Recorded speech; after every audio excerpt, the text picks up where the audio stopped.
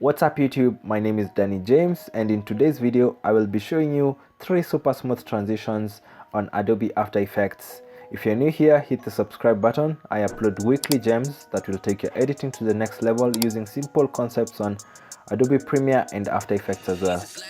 Without further ado, let's get right into it.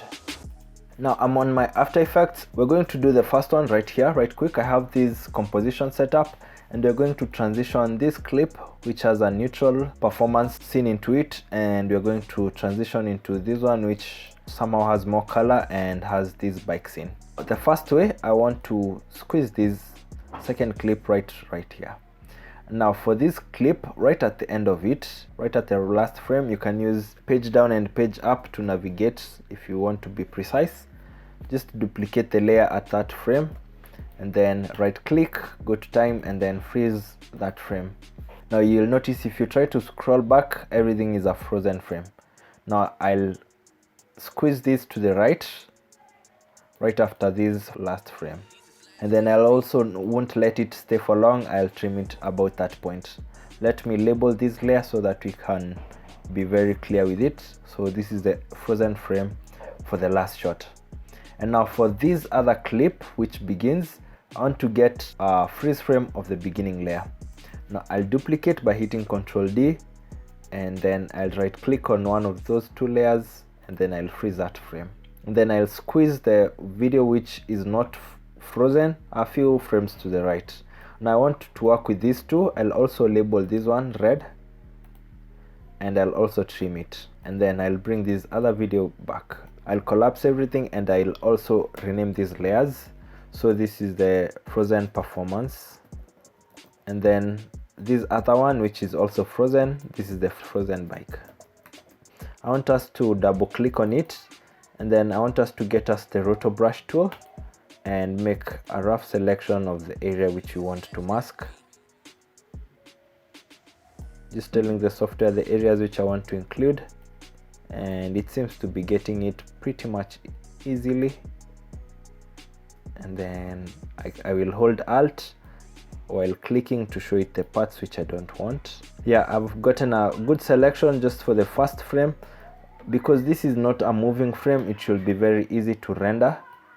And then I'll just go to this small area and I'll extend the duration which I want to highlight this clip. And once I'm done, just hit on freeze. We'll jump back to our composition and we only have the outline of this guy with the motorbike. So we have this bike and then we have a frozen frame of the last frame for this performance clip. And then right at the end of this clip and in the beginning of this frozen performance, I'll also drag this other one with the motorbike.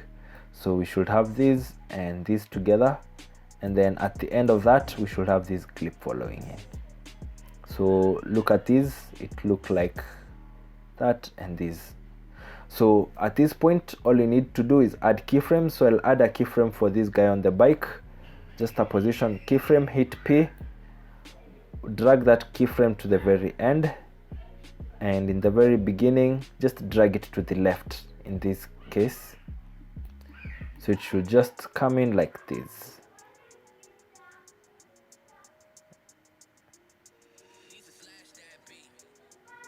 I've tried scrolling to the right and I can see the full image. It means that while I was highlighting this layer or this part, I needed to add some more time. So I'll have to unfreeze that. I know it might be a little bit complicating for some. I'll extend this time a few frames later on and then I'll freeze it back. And right now I'll freeze it back again. And now when I go back to my composition, it should be very well sorted out now.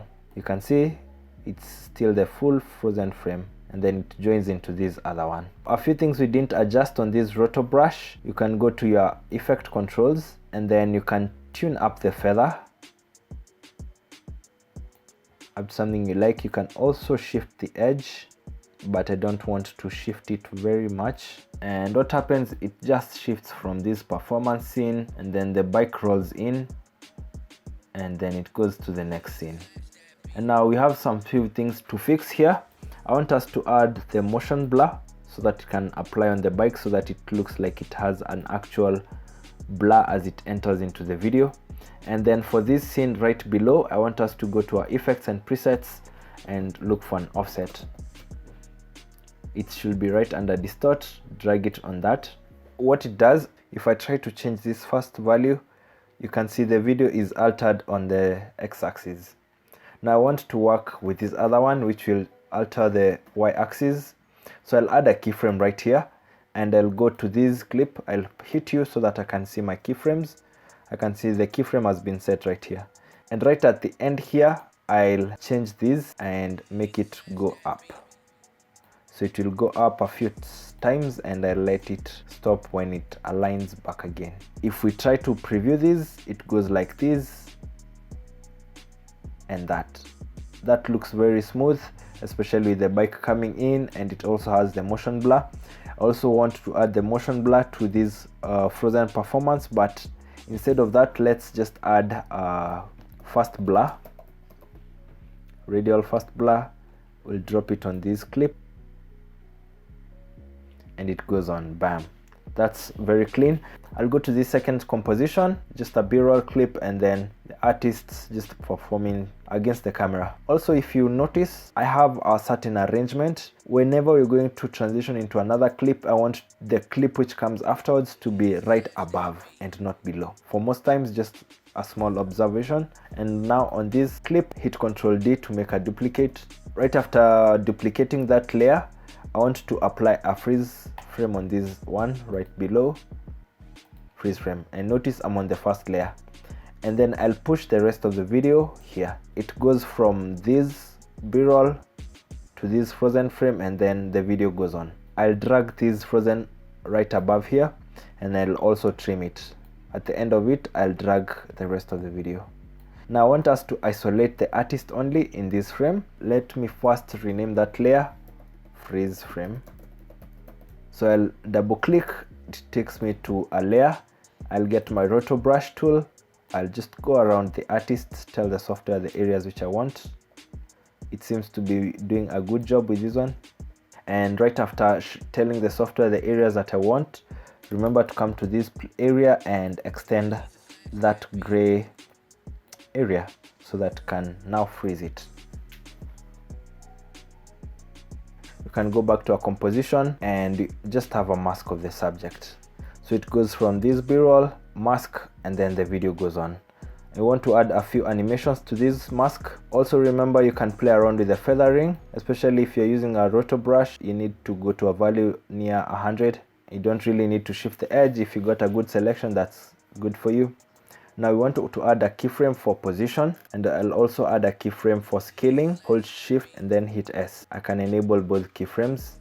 And then I need this to be my final result, so I'll push those keyframes to the right. And right at the beginning, I want the position to begin from right beneath, so that it can come like this before ending up. And also, since it's coming from right below coming up, I want it to have a huge scale. So since this 100 is the last result, right here I want to have it being bigger, like almost 130. So it will go from this while it tries to go back to 100. The trick here is also to push this keyframe near the last keyframe, so it will come up, be bigger suddenly, and then it will become small once again, and it will go on. So that's a really quick tip. You can make it very big if you want to.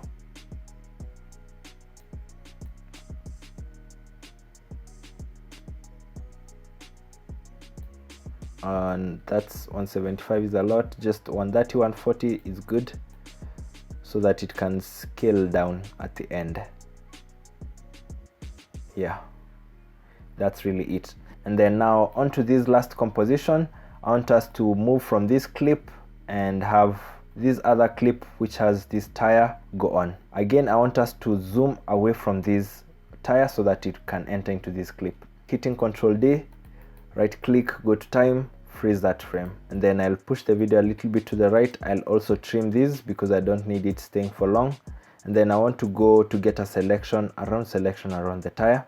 So I want to use a roto brush. I'll go to the mask again. Since it's this mask, I want to get a perfect circle, so I'll go to this shape and I'll get an ellipse tool. Since I'm highlighting on this clip, let me just rename this clip performance, and then this is frozen, and then this is just a continuation. I write on this frozen, click on this ellipse, try to draw around the tire. I'll go back to my selection tool, right under the mask, I'll change it from add to none so that I can position this well. And notice I had to highlight all the anchor points first, because if you don't, you'll have some trouble with that. You see, like right now I'm forced to move all of them. I just want to highlight on these anchor points, so I'm holding shift while clicking on all of them, and now I have sort of a perfect circle. Go to our mask, put it on subtract, so you don't have anything there, and then I'll push this clip, this frozen layer, right above this, and then I'll push everything else right here. I'll press U to collapse, so we should go from this to this, and with this all I want to do, just hit S, add a keyframe. We want to be scaled in completely. Go to your anchor point tool, and then I want to adjust this anchor point so that it can be at the center. Go back to my selection tool. Now if I zoom in, it zooms in perfectly, and then right at the end I'll go back to 100. What that does, it makes this cool transition, which we are sort of zooming out of a bike tire, and it goes on. Some things you want to add motion blur to this clip. On these keyframes, right click, easy ease. And also for most of any other keyframes that I added, I might have forgotten to add that. Just go on them, right click, highlight all of them, put them on easy ease. It creates a smoother transition. Let me just see. Just put easy ease on everything. You can adjust anything else later on. Put easy ease, which it's something which I usually forget whenever I'm making a tutorial. Sorry for that. And it will create a smooth zoom. Make sure to time everything very well. As you can see, it creates a very seamless transition. And that's it, guys. Thank you for watching this video. If you made it this far, kindly give the video a thumbs up. It helps promote the video onto other people with the same interest as you. If you have any questions, suggestions, or queries, kindly leave it down below, and I'm happy to interact with you guys. Hope to see you in the next one. Remember to keep chasing your dreams, and most of all, stay creative, and peace.